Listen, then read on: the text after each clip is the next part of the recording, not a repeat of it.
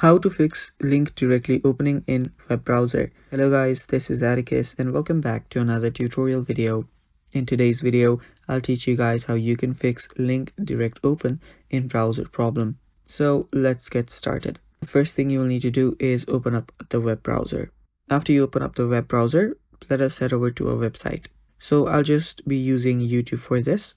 So for this, I'll search YouTube and here you can see the youtube.com link. Now on this link, whenever I tap on it, it will just open up in the web browser itself and not in the app. Now I want to change that.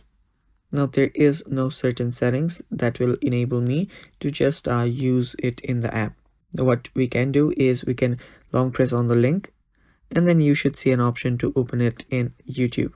Tap on that and your YouTube should open up. Now do this for a bit of times. I'll just do it twice. And what this will do is that your web browser will now remember where to open the link. So now if you tap on the link, it will directly open up the app. So yeah, that is how you fix your link directly opening in web browser, guys. Thanks for watching. Stay tuned for more and bye bye. Take care.